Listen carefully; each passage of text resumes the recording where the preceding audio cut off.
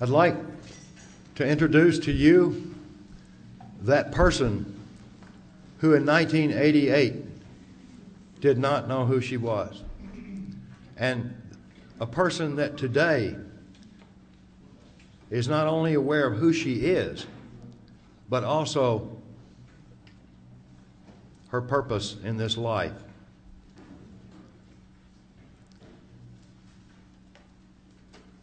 I would also like to introduce a person who changed my life forever. Kathy O'Brien, thank you.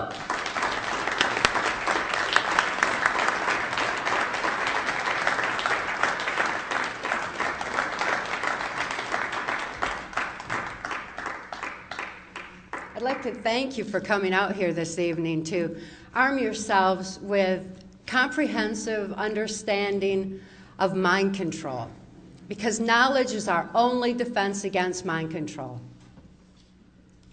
Knowledge is our only defense against it, which is exactly why it's being suppressed under the 1947 National Security Act. There's a small handful of criminals that are in control of our government and in control of our country, that are in control of our information, and they're suppressing pertinent facts such as mind control and hiding under the National Security Act. That's national security that's threatening the security of our nation when it allows for crimes against humanity like tortures to continue, when it allows for mass mind control mechanisms to go into place through social engineering that keeps us all warring with each other and not really understanding exactly what it is that's going on in our world. We all formulate our thoughts, our opinions, and ultimately our actions based on what we know. And when our knowledge base is altered, we're left to superstition, conjecture, and ultimately fear. And fear is a strong basis for mind control, whether it's a kind of mind control that is the mass mind control over a whole society, or if it's the kind of absolute robotic mind control that I experienced under MK Ultra on a White House Pentagon level. I feel very fortunate to have recovered from my mind control victimization and to have a clear view of what's actually going on behind the scenes of what Adolf Hitler and George Bush termed a New World Order. It makes perfect sense to me what I'm seeing in society today. And the truth that set me free from the absolute mind control that I experienced can also set you free from any kind of fear that you're experiencing through what is happening in our society and in our world today. It can also free you from any kind of trauma that you've experienced in the past. It can also free you from information control that has left you wondering what in the world is going on today. I'd like to provide a comprehensive view of exactly what mind control entails based on my victimization in mind control and also my recovery from it. Because the mind-expanding abilities that I gained in my recovery process are abilities that each and every one of you would be able to use to gain a better understanding, to know what's going on in the world, and empower you to make a positive difference in your own lives and in your own walk of life, in your own society, your own family, and affect those that you love as well. In 1957, I was born into a multi-generational incest-based family. My father had been sexually abused. His mother was a prostitute. My mother had been sexually abused, and her father was military intelligence and ran a Blue Masonic Lodge.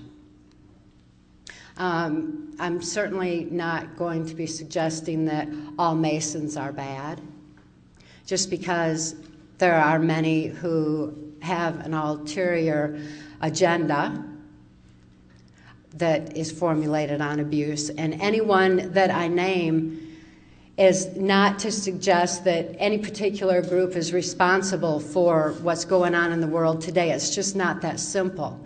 There's good and bad in everything, and it weaves in and out of society. And in my situation, I thought that the whole world was involved in abuse. And as a very young child, I had hoped that there was some place in the world where people didn't abuse their children. I thought that perhaps that could actually happen because that's what I felt in my heart. And yet, with my whole environment saturated and my view was narrow to my own environment, I lost hope that there was a place where people didn't abuse each other. The sexual abuse that I endured as a child began at a very early age. And it was before I could actually think to understand that my father's sexual abuse was bad. I couldn't judge morally what he was doing was wrong in any way whatsoever. But I did endure the pain and suffocation of his abuse just the same. And my body automatically responded to that pain and to that suffocation by developing a disorder which is known as dissociative identity disorder. This disorder was formally termed multiple personality disorder.